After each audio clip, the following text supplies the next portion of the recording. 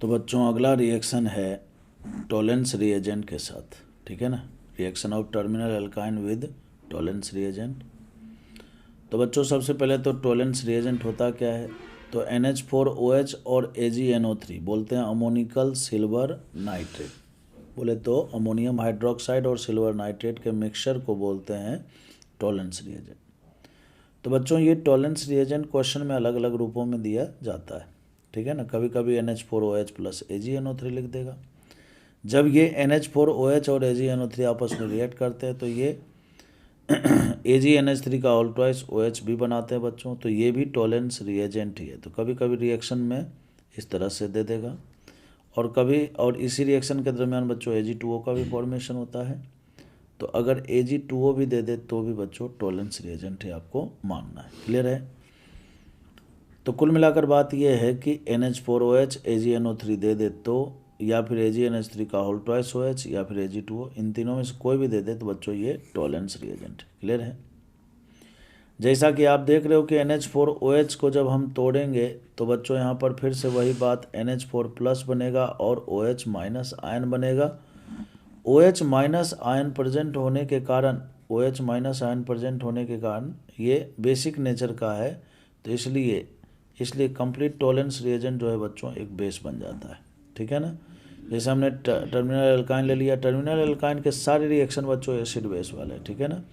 तो यहाँ पर बच्चों ये एसिड हो गया, और ये NH4OH AgNO3 का जो मिक्सचर है ये अपने आप में बेस हो गया।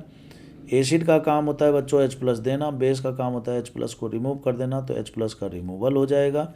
जैसे H प्लस का रिमूवल होगा बच्चों तो इस HD का हाइड्रोजन को हटाएंगे तो एनायन बनेगा, और मेटल इसमें Ag है तो इसलिए Ag के साथ ये सॉल्ट बना लेगा, ठीक है ना। हमेशा सॉल्ट में जो केटाइन का रोल निभाता है बच्चों वो मेटल, ठीक है ना।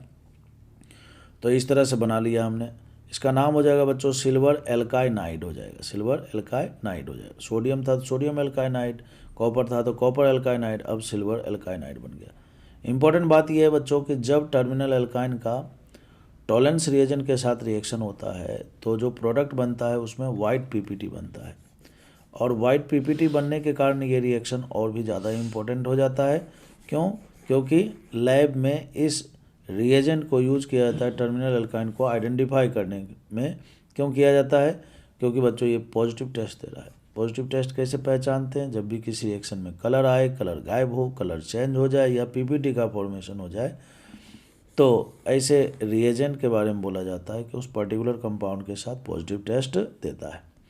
इस रिएक्शन में बच्चों वाइट PPT बन रहा है, इसलिए हम बोल सकते हैं कि टर्मिनल एल्काइन जो है टोलेंस रिएजेंट के साथ पॉजिटिव टेस्ट देता है। क्लियर है। अब इस पर एक क्वेश्चन करते हैं। Which of the following reagent is use to distinguish terminal alkyne and non terminal alkyne. जैसे बच्चों दो तरह के एल्काइन यहाँ पर दिए हुए हैं, नॉन टर्मिनल एल्काइन और टर्मिनल एल्काइन, और इसको हम किससे डिस्टिंग्विश कर सकते हैं। डिस्टिंग्विश का मतलब कि एक के साथ रिएक्शन हो, दूसरे के साथ रिएक्शन ना हो। जैसे बच्चों पहला है NH4OH Cu2Cl2 ammoniacal cuprous chloride. अभी हमने पढ़ा था कि अमोनिकल क्यूपरस क्लोराइड जो है टर्मिनल एल्काइन के साथ रिएक्शन करके रेड PPT बनाता है। बोले तो इसके साथ पॉजिटिव टेस्ट देता है, बट इसमें बच्चों देखो जो sp कार्बन है, ट्रिपल बॉन्डेड कार्बन है, चूँकि ये नॉन टर्मिनल कार्बन है, तो नॉन टर्मिनल कार्बन बच्चों में sp कार्बन के पास हाइड्रोजन जुड़े हुए नहीं होते हैं, इसलिए एसिडिक नेचर के नहीं होते। क्लियर है।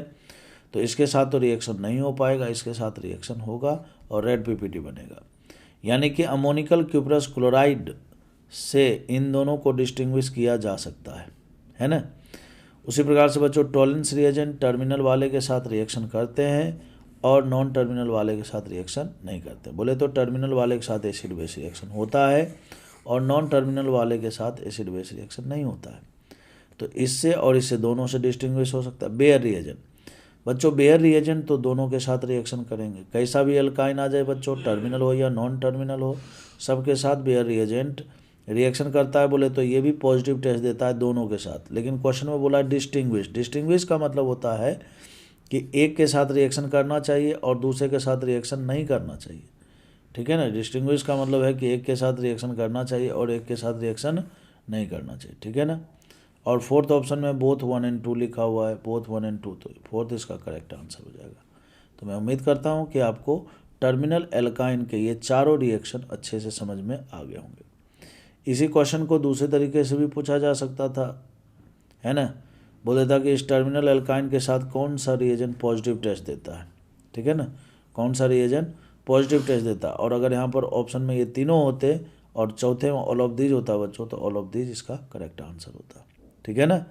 टर्मिनल एल्काइन के साथ बच्चों ये दोनों तो टेस्ट देंगे ही देंगे। और बेयर रिएजेंट टर्मिनल हो या नॉन टर्मिनल हो, कोई भी एल्काइन आ जाए तो एल्काइन कोई भी आ जाए तो बेयर रिएजेंट के साथ पॉजिटिव टेस्ट देता है, इसलिए इसका आंसर ऑल ऑफ दीज हो जाता। क्लियर है।